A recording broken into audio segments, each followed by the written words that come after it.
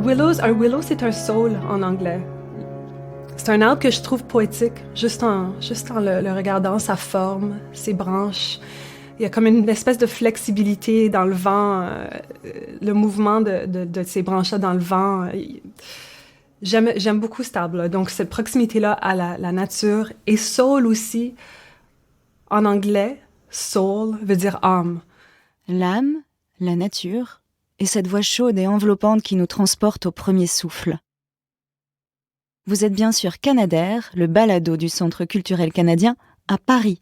Je suis Marie Cousin et je vous propose un nouveau voyage folk et poétique dans la région des prairies canadiennes. Bienvenue au Manitoba.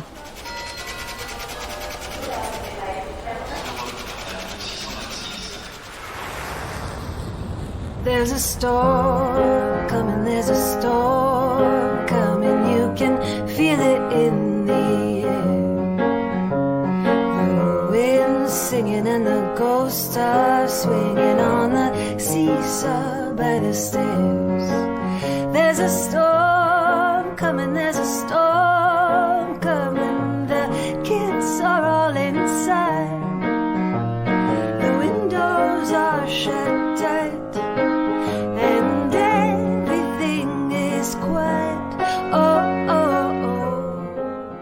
C'est la lumineuse Geneviève Toupin, alias Willows, qui nous emmène sur ces terres où se mêlent héritage autochtone et culture francophone et anglophone. La franco-manitobaine aux racines métisses, qui puise aussi bien dans la langue du musicien Neil Young que celle de l'écrivaine manitobaine Gabrielle Roy, s'apprête à sortir quelques nouveaux titres à la rentrée. Un EP pas comme les autres qu'elle a commencé à écrire après un long séjour auprès de son frère, victime d'un grave accident. Il s'en sort, mais il y aura un avant et un après. Et dans l'après, Geneviève nous enseigne notamment le pouvoir salvateur de la musique. Quand je suis retournée à Montréal, après ça, je réfléchissais beaucoup à la guérison intérieure, extérieure, physique, émotionnelle, tout, et le rôle que la musique pouvait jouer là-dedans. Et je suis allée faire du bénévolat ici au CHUM, qui est l'hôpital au centre-ville de Montréal, parce que j'ai vu que ça peut aider à guérir. Donc, je suis allée là en tant que bénévole. Et de là, tranquillement, sont venues les premières chansons du EP. Et donc, c'est quand même dans le thème beaucoup de... Ça fit avec ce qu'on vit en tant que société. Il y a comme... Oui, il y a le vaccin, il y a tout ça, mais il y a aussi comme une espèce de feeling de vouloir peut-être utiliser tout ce qu'on apprend en ce moment pour comme simplifier nos vies, pour aller vers quelque chose de plus sain pour la planète, pour la société. Il y a comme une réflexion qui se passe, en tout cas dans mon entourage et en moi aussi par rapport à des choses que peut-être qu'est-ce qui va rester dans ce que je change en ce moment dans la période de confinement. C'est une vie beaucoup plus simple, moins de sorties, moins de dépenses, moins de restos, tout ça. Qu'est-ce qui va rester, tu sais, aller plus à l'essentiel. Donc, ça fit avec ce thème-là de guérison. Lorsque Geneviève rentre vivre auprès des siens pour plusieurs mois, elle mesure aussi le pouvoir des terres manitobaines sur sa création. Elle évoque ses racines, sa famille, mais aussi la qualité de la lumière, de la nature ou l'heure du coucher du soleil. Alors, je lui ai demandé de nous emmener à Saint-Claude, Manitoba, là où tout a commencé, là où elle est née. Saint-Claude, c'est un tout petit village. Il y a à peu près, je pense qu'il y a presque 600 habitants maintenant. Dans les plaines du Manitoba, il y a des champs tout autour, des champs d'agriculture, de blé, de canola, entre autres. C'est un village qui a été fondé par des Français. Donc, il y a des francophones. Il y a aussi des familles qui parlent plus le français aujourd'hui, mais c'est un mélange des deux. C'est vraiment un village typiquement franco-manitobain dans le sens qu'il y a une église. Le village l'église est au centre, au cœur du village. Il y a 2 écoles maintenant. Il y a une épicerie. C'est très simple.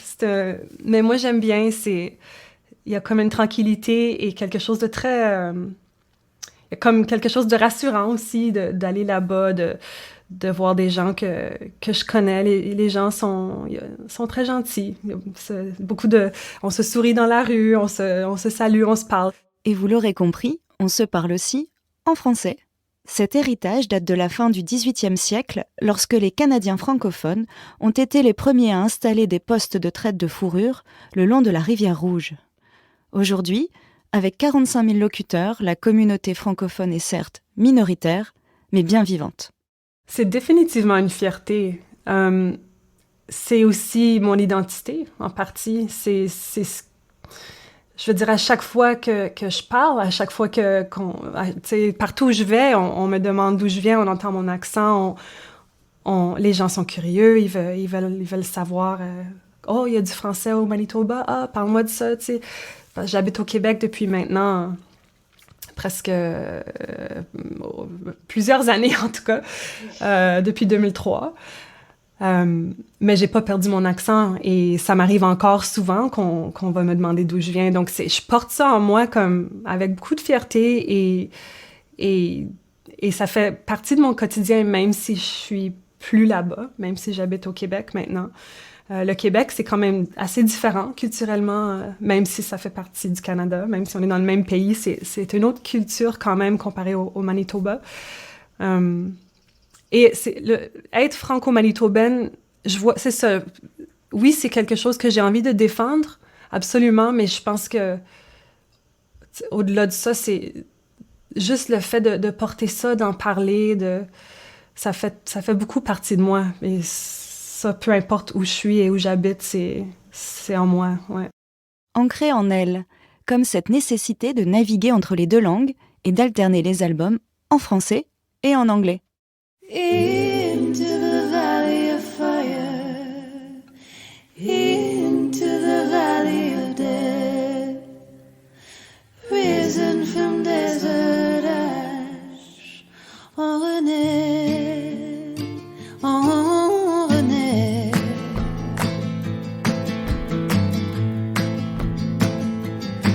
On roule sur ces routes mythiques, les yeux fixés dans la lumière. Avec le mai de semaine, dans une ville fantôme, on a dansé sous le tonnerre. Y a le désert partout sous les ongles, sur la peau. Y a des Joshua, des cactus, le cri d'un corbeau. Y a le ciel ouvert sur nous, la lune enflée, qui fait naître dans nos cœurs le courage de changer. Il y a une part de mystère là-dedans. Je sais pas des fois en quelle langue, si je vais m'asseoir pour composer une chanson et puis, hop, ça va sortir dans une langue ou dans l'autre et c'est pas forcément un choix conscient. Des fois, c'est les accords, c'est l'instrument, c'est la couleur des accords, c'est la suite d'accords. Il y a comme une part de ça qui reste quand même mystérieux, même pour moi. Mais c'est très différent. Ce qui sort pour moi en français comparé à ce qui sort en anglais, c'est pas la même façon de traiter les sujets, c'est pas la même poésie, c'est pas la langue amène ailleurs. Et dans ma carrière, quand je regarde ce que j'ai fait jusqu'à présent, je remarque qu'il y a comme une alternance souvent. Je fais un album en français, un album en anglais. Un album en français, après, il y a eu Chances, un projet en anglais. Et là, j'ai composé en anglais beaucoup dans les dernières années et ce EP est un peu dans cette même continuation-là. Mais je commence déjà à penser à un prochain album qui sera en français, cet album-là. Oiseau tonnerre, oiseau lumière, protège-moi, protège-nous.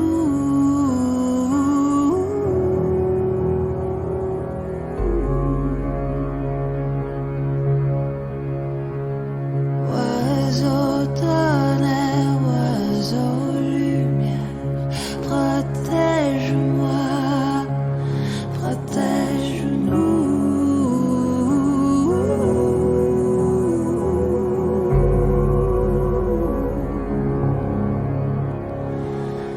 Hey ya, hey ya, hey ya, hey ya, hey ya, hey ya, hey ya, hey ya, hey ya, hey ya. Et puis, il y a l'héritage autochtone de Geneviève, descendante du peuple métis, qu'elle redécouvre sans cesse et dans lequel elle plonge son inspiration. Moi, j'ai les deux en moi. J'ai le colonisé et et j'ai le colonisateur. Fait que je suis vraiment un mélange des deux. Moi, je suis comme un peu entre deux chaises des fois. Autant dans la langue, le français, l'anglais, un mélange des deux. Pas juste le français, pas juste l'anglais. J'ai comme besoin des deux autant en tant que métisse. Je suis un peu entre les deux aussi. Je savais quand j'étais petite que j'étais métisse, mais c'était flou ce que ça voulait dire. C'était pas... Mon père, ma mère, ils nous amenaient dans des powwows. Ça, c'est des danses, des gens pas des festivals, mais c'est comme des week-ends où il y a de la danse traditionnelle autochtone et il y a de la musique, puis c'est vraiment magnifique. Mais on allait, des fois, ma mère, elle cuisinait du bannock. Il y avait aussi, mon père a grandi avec sa mère métisse qui voulait pas parler le métchif à la maison. Il y avait comme une honte aussi associée à ça, qui maintenant est beaucoup moins présente. C'est dans la société aussi que ça se fait. Il y a comme cette espèce de guérison-là, et dans les dernières années, on en a beaucoup parlé au Canada. Et ça fait une différence, ça fait cheminer aussi les esprits de chaque personne personnellement. Et dans ma famille, je l'ai vu. Je l'ai vu même chez ma grand-mère qui maintenant participe on a fait une cérémonie de pleine lune à Noël il y a quelques années. Ma grand-mère a voulu participer, elle était curieuse, tu sais. Avant, je pense, elle avait vraiment été marquée par la honte dans sa jeunesse, malheureusement. Donc j'ai grandi avec, mais d'une façon floue, puis maintenant je suis très curieuse et j'ai très envie quand je dis de m'approprier mes racines, c'est un chemin, en fait. Je le vis, puis je vois que ma famille, on le vit aussi, parallèle. Ouais, c'est ça, là, c'est un processus.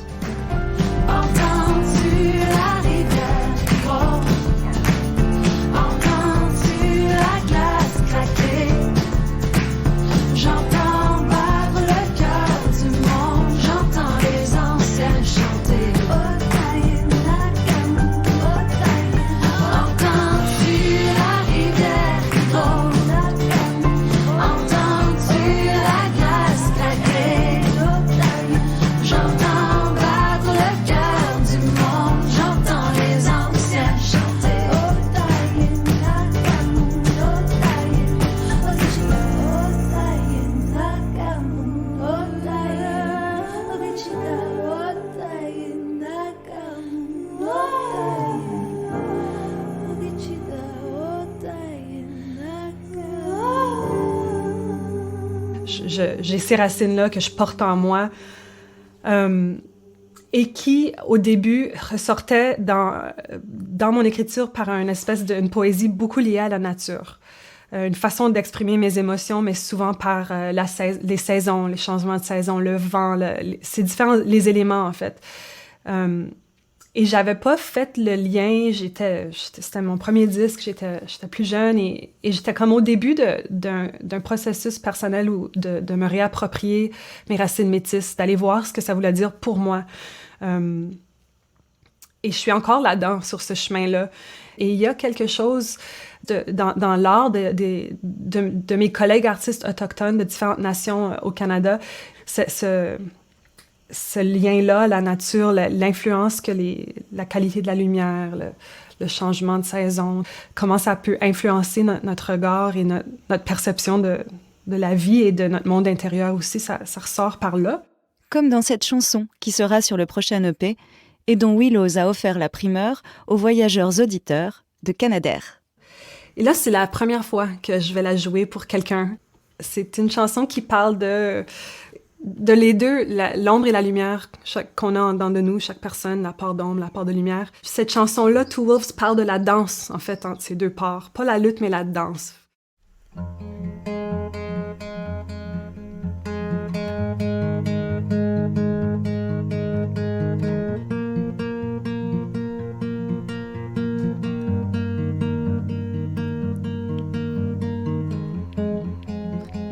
Listen to the wind howling in the bay.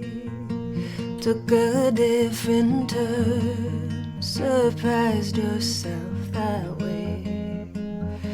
Listen to your dreams echoes of the day didn't say the things you thought you'd say. Two wolves go round and round in an endless dance, their head-to-head shadow light. It keeps me up at night.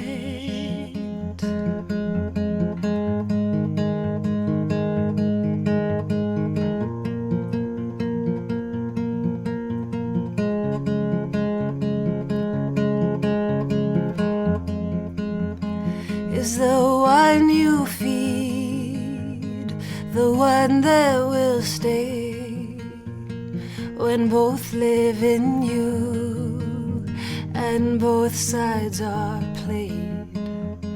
The one that you call, the one that won't back down, spinning in your heart, been that way from the start. Two wolves go round and round in an endless dance, their head-to-head shadow light. It keeps me up at night, keeps me up at night, keeps me up at night. Oh, oh, oh, oh. It keeps me up at night, keeps me up at night, it keeps me up at night. Oh, oh, oh.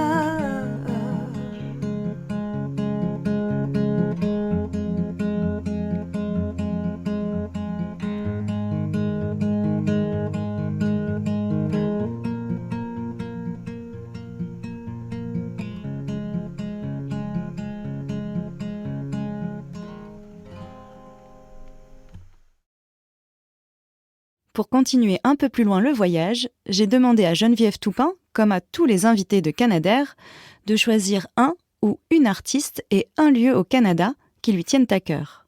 Je vais commencer par l'artiste. C'est un duo qui s'appelle Burnstick, qui vient du Manitoba. Nadia Burnstick maintenant, et son mari, Jason Burnstick. C'est un groupe qui chante en anglais, en cri et en français aussi. C'est de la musique folk. Nadia et moi, c'est ma meilleure amie d'enfance, en fait. On a grandi ensemble dans le même village, voisine. J'ai écrit mes premières chansons avec elle. C'est quelqu'un de très importante dans mon histoire artistique et dans ma vie personnelle. Et elle a fondé ce duo-là avec son mari, et les deux, c'est des super musiciens et chanteurs et songwriters exceptionnels. Spread across the papers, laid across the screens. They say there's something coming. I say it's always been. I say it's always been. Ensuite, le lieu, ça c'est vraiment une question difficile pour moi parce qu'il y a tellement d'endroits que je trouve vraiment magnifiques au Canada. J'ai eu la chance de beaucoup voyager avec la musique, de faire le tour du Canada, d'aller dans le Nord aussi quelquefois. Et donc je pourrais lister plusieurs endroits, mais ce matin, juste instinctivement, je dirais, c'est le Sunshine Coast, qui est la côte ouest, Vancouver et plus haut en montant.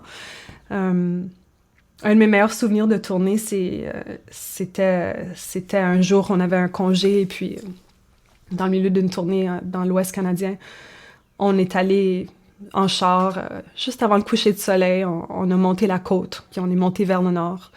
Puis il y a vraiment l'océan et c'est magnifique, là, c'est sauvage, il y a des grands arbres immenses, les séquoias, c'est super beau. Puis il y a la qualité de la lumière dans l'Ouest canadien, c'est quand même particulier, là. C'est pas tout à fait la même clarté, c'est pas la même lumière qu'on peut avoir dans l'Est. Et moi, je trouve ça magnifique, magique. Mais il y avait encore un endroit dont Geneviève devait nous parler, une ville qu'elle porte aussi dans son cœur. Paris! Oh mon Dieu, c'était intense. Quand j'y pense, là, à 19 ans, tu fais des affaires que après t'es comme, oh mon Dieu, que je ferais pas ça de la même façon aujourd'hui, mais t'as juste 19 ans, fait que, tu sais, c'est pas grave, là. On était 4 dans un tout petit appartement. On avait comme une fourchette, une marmite, 2, 3 assiettes. C'était vraiment n'importe quoi. Fait qu'on était... Mais on tripait, tu sais, puis c'était le rêve. C'était Paris, là. C'était quelque chose de... Pour moi, dans ma tête de jeune femme qui avait grandi à Saint-Claude en campagne avec si peu d'habitants, c'était la grande ville. Puis c'est quand même une ville très... comme mythique, Paris, ça fait rêver quand même. J'ai travaillé dans une petite boutique à côté de la cathédrale Notre-Dame de Paris. Je vendais des petites tours Eiffel en plastique à des touristes. C'était vraiment n'importe quoi. Et j'aimais ça. Et puis, j'ai commencé à composer mon premier disque quand j'étais là. Je voyais les musiciens dans les métros qui rentraient avec l'accordéon, qui chantaient, qui allaient d'un wagon à un autre. Il y a quelque chose de tellement poétique à Paris. Et je redécouvre la musique des mots sous le coin d'une rue comme la Deschambault. Et Gabriel Roy en silhouette au loin, une partie de moi qui là me revient.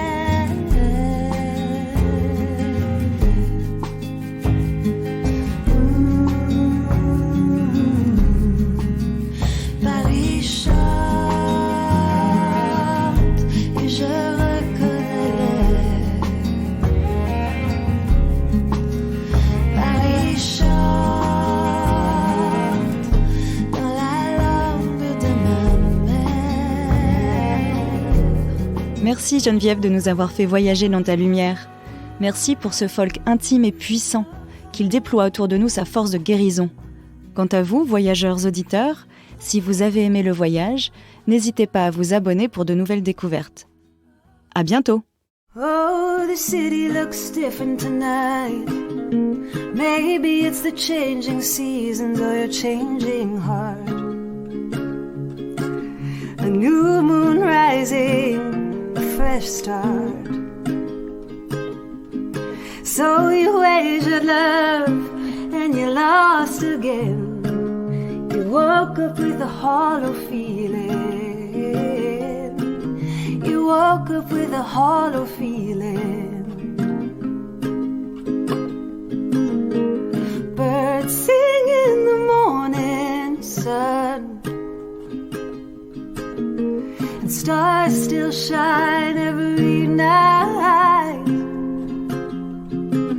No, you can't make someone love you back, and you can't force a thing from wrong to right. Oh, you fell hard, you're bleeding still. You fell for the same old lines, the same old song. Dust off your palms, baby, life goes on. Dust off your palms, oh, life goes on. Birds sing in the morning sun, and stars still shine.